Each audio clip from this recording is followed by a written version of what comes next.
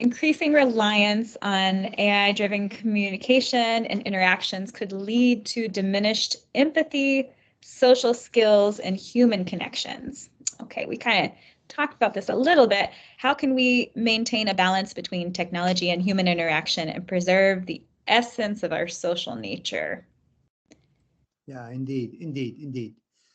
So if you look at our educational system, we send our children to school, uh, elementary, middle school, high school, and then to university. And they learn initially reading and writing and math and so on. But nobody ever teaches them how to get along with friends. Nobody ever teaches them how to respect their parents. Nobody ever teaches them how to do when they become parents.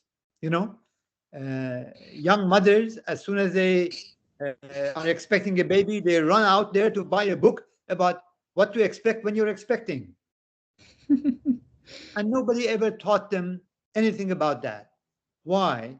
Because our educational system is based on materialistic assumptions only, based on economic growth only. And that is a problem. We must measure the growth of a society not only in terms of its gross domestic product, which is a materialistic measure, monetary measure, GDP, but also on the existence of justice, on the existence of fulfillment of our higher nature.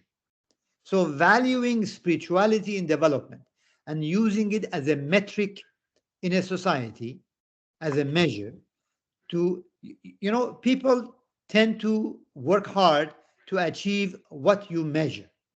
If you never measure people's happiness, then you are abandoning happiness to to become haphazard. Columbia University introduced a course, undergraduate course called Happiness, and it was the most popular, absolutely the most popular course that anybody has ever had. So this is an on-campus, in-person course. So what does that mean? That means that humanity is aching for a balance between material education and human interaction, and our mental health is at stake. People's mental health deteriorates under excessive um, technology. So it's important that we think about unbridled technology. This term, unbridled technology, is something we should think about. Uh, that it is not good enough. It is not good to, people have become more lonely at a time that we have the internet. And the internet is what? The internet is supposed to be for interconnectedness. And of Mhm. course, in terms of information and markets, we have a lot of information. But in terms of human relations, I suppose that is taken care of in the social media. But the social media is the way it is right now is so unregulated that this is um, like a wild. There is something in the Baha'i writings that if you leave a garden, it becomes a jungle on itself. You need a gardener to tend to the garden so that there is some orderliness. The social media has become a jungle because there's no gardener. So when you ask me the question, how can we maintain a balance between technology and human interaction? Societies, that means people, that means electors, that means those who are able to exercise, to elect their governments or exercise some measure of power. Uh, they should bring about a balance from this unbridled technology and inject into it human values and human spirituality.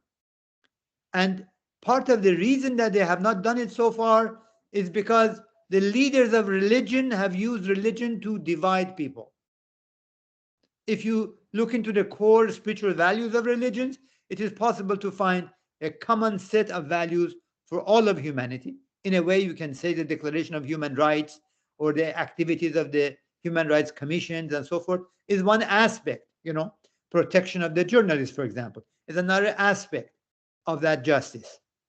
We need more of that, and we need the technology in service of those human values, not the other way around. What we have today is that that technological imperative that I mentioned earlier, the economic forces in an unregulated, and the reason is because we do not have global governance, or we have a limited global governance. We need more of it so that humanity can help each other. All humans can help one another to bring about this balance and inject spiritual values into our materialistic civilization.